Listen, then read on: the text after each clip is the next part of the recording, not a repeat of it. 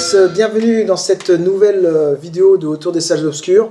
Alors aujourd'hui on va parler de Dune deuxième partie. Donc le pitch rapidement, très rapidement. Donc après le massacre et la destruction de la maison Atréide, Paul et sa mère se sont réfugiés dans le désert auprès des Fremen. Alors est-ce que Paul est le Messie attendu? Est-ce qu'il va profiter de ce statut pour se venger des Harkonnen? Eh bien cette deuxième partie va répondre à toutes ces questions. Alors, après une première partie franchement réussie, voir ma première vidéo, qui d'ailleurs était la toute première vidéo de Autour des Sages Obscurs, eh bien, Villeneuve a pris son temps pour concocter cette deuxième partie. Elle n'a pas été filmée en même temps que la première, à la différence de, par exemple, Retour vers le futur 2 et 3 ou du Seigneur des Anneaux, où les films avaient été tournés en même temps. Et son idée, c'était de nous offrir un spectacle total, qui est transpercé de fulgurances incroyables, de moments d'une quiétude folle, servi par des acteurs qui se sont totalement mis au service de sa mise en scène, de leur rôle, et surtout d'un visuel à tomber par terre. Alors j'évacue du coup tout de suite cet aspect visuel. Oui, Dune deuxième partie est superbement mis en image. Rarement on a vu le désert filmé d'une manière aussi incroyable, avec des teintes aussi chaudes. Je pense qu'il faut remonter à Laurence d'Arabie pour trouver une telle masterclass. Un désert qui contraste avec la froideur de J.D. Prime, la planète d'Harkonnen, là qui est carrément tournée quasiment noir et blanc, c'est monochrome. Et là, tout ce qui se passe sur cette planète, là aussi, c'est absolument hallucinant. Lynch avait pris le pari de montrer, pour faire le contraste, montrer la planète Harkonnen extrêmement sombre. Il n'y avait pas de ciel, rien du tout.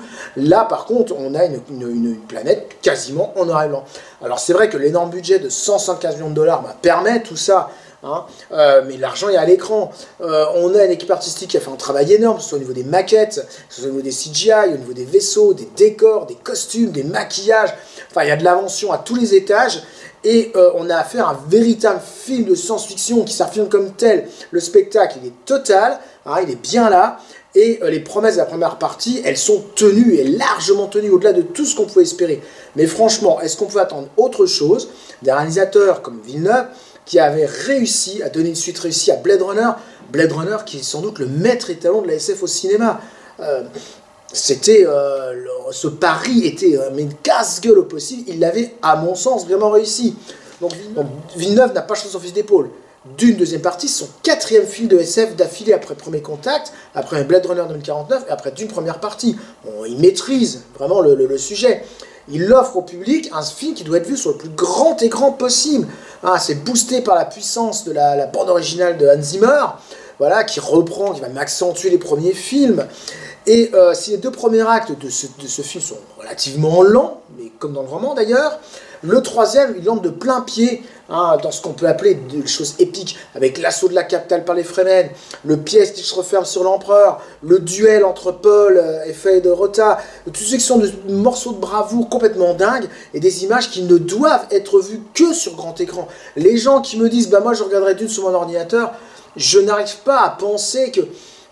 Pourquoi ils font ça, quoi? Ils se gâchent incroyablement toute une partie de l'expérience. Voilà. Donc la force du film, c'est d'avoir su transcender le roman tout en trahissant une partie. Mais ça, je vais y arriver un peu plus tard. Il montre comment un peuple, ou presque, tout un peuple ou presque, ça se jeter dans les bras d'un messie. Il refuse un manichéisme simple. Paul n'est pas uniquement montré comme un sauveur. Et Villeneuve ne cache pas qu'il pourrait rapidement glisser vers un statut de dictateur. Et cette deuxième partie se hausse très rapidement à la quasi-perfection du roman.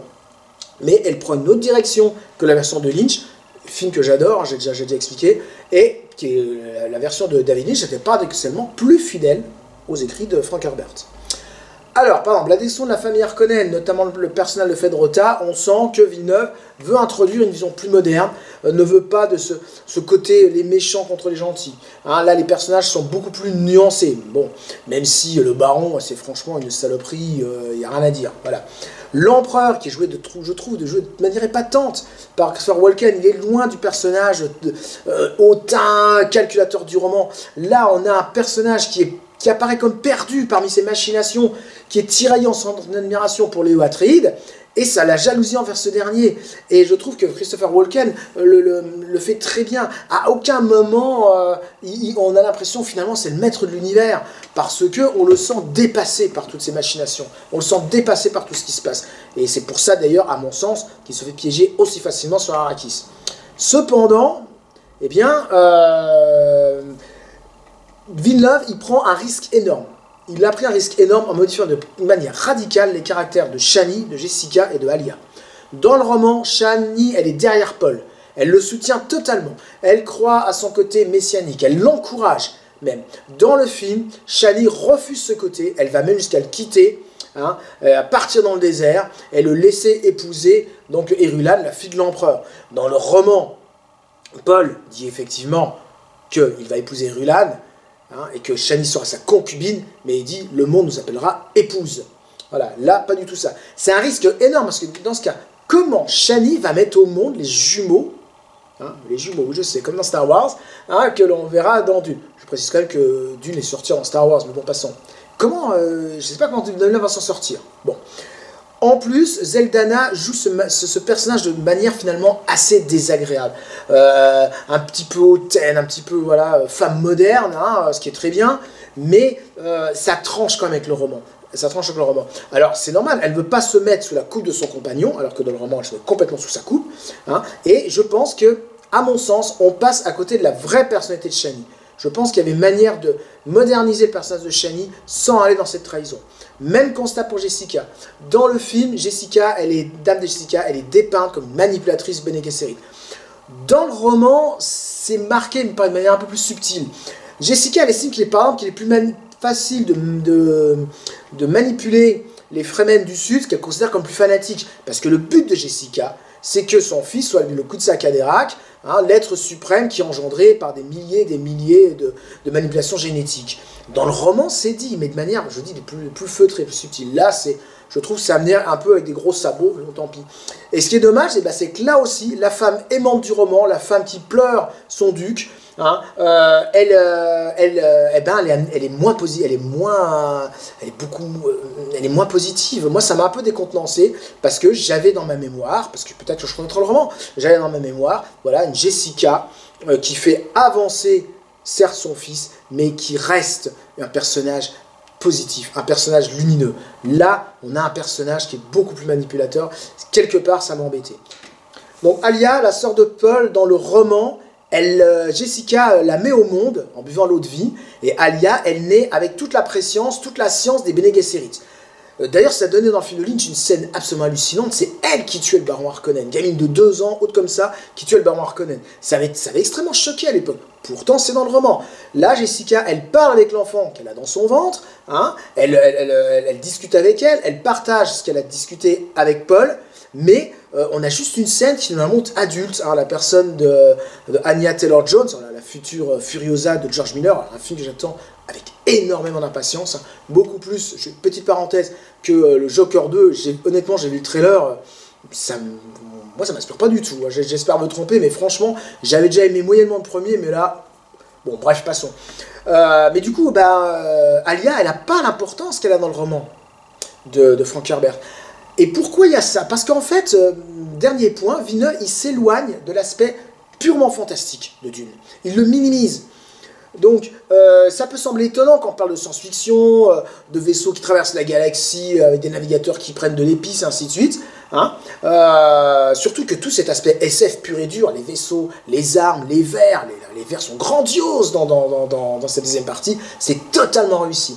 Voilà. Mais dans le roman, ou dans le film de Lynch, les dons de Paul sont vraiment mis en avant. C'est grâce à ces dons qu'il va réussir à dompter le ver, qu'il va réussir à mettre les Fremen à son service, entre guillemets. C'est l'être suprême, c'est le Kuzak Haderach. Là, on a l'impression que c'est un leader, évidemment, mais c'est un leader qui le devient parce que sa mère, je le redis, a bien préparé son coup, a bien préparé les Fremen, a bien préparé la prophétie.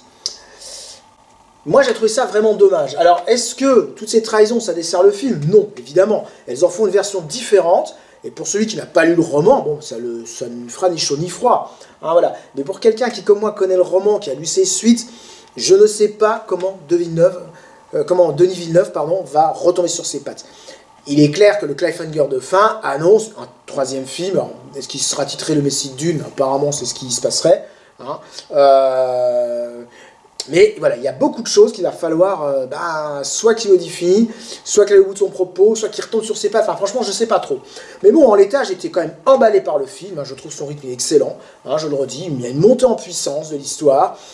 Il y a ce grand passage sur la planète des Harkonnen qui permet justement d'introduire une très belle scène d'action, très bien filmée, un très beau combat en plein milieu du deuxième acte.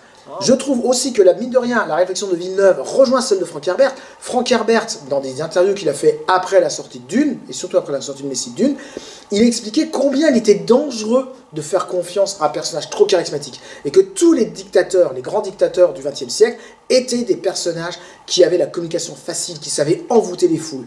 Et là, c'est clairement le cas. On peut vite virer au dictateur. Voilà. Alors, on peut également se dire pourquoi que Villeneuve n'a pas servi du mot djihad. Il parle de guerre sainte, mais bon, là, moi je trouve qu'on chipote. De toute façon, la guerre sainte et le djihad, c'est la même chose. C'est une guerre, une autant de religion. Voilà. Donc, en l'état, moi, j'ai adoré le film. J'ai hâte de le revoir. Alors, j'espère pouvoir le revoir en salle. Bon, sinon, ça sera en vidéo. Voilà. Malgré ces trahisons, malgré le fait que les personnages sont modifiés par rapport au roman, malgré pas mal de petites choses, au bout du compte, Villeneuve, il a quand même pris les risques de présenter sa version du film et non pas de faire une adaptation fidèle du roman. Et quelque part, c'est un peu ce qu'on demande, c'est vrai qu'on est un peu schizophrène, on voudrait voir le roman tel quel porté à l'écran, mais d'un autre côté, on aimerait aussi que le cinéaste s'empare du matériel de base. David Lynch ne l'avait pas assez fait à mon goût, même si je trouve le David Lynch très très bon. Ce qui manque dans la version de Lynch, c'est la deuxième partie qui est beaucoup trop courte, 5 minutes pour résumer quasiment 400 pages, on sentait le film qui avait été charcuté. Là, en prenant son temps, en prenant 2 films, pendant quasiment 6 heures, eh bien, Villeneuve rend justice au roman, rend service au roman, tout en le trahissant par endroits. Donc maintenant, voir cette 3e partie, ce qui est formidable, c'est que le film est un carton, on est quasiment 700 millions de dollars de recettes, presque 4 millions d'entrées en France, très très beau succès. Alors il y en a qui disent oui, mais c'est pas assez pour faire 75 millions, je suis désolé, pour un film qui demande autant d'applications qu'on va le voir, parce que c'est pas juste un film de SF décérébré, qu'on peut en voir de temps en temps, des spectacles où on y va en disant mais qu'on a vite oublié en sortant de la salle, là il faut quand même, mine de rien, s'accrocher par moment. Et ben je suis désolé, 700 millions de dollars de recettes, c'est pas mal du tout, c'est même très très bien. Et j'espère sincèrement que la 3e partie qui devrait arriver sera aussi puissante, aussi grandiose que ça. Voilà, donc en attendant, si vous n'avez pas encore vu Dune, allez-y sans problème. La prochaine vidéo sera sur un film totalement différent, c'est Godzilla X Kong, le Nouvel Empire. Alors film que j'ai beaucoup aimé, mais pas du tout pour la même raison que Dune, vous verrez. Voilà, là on est complètement sur un autre registre, mais c'est ça le cinéma. C'est des choses différentes et c'est pour ça qu'on aime le cinéma. Allez, salut!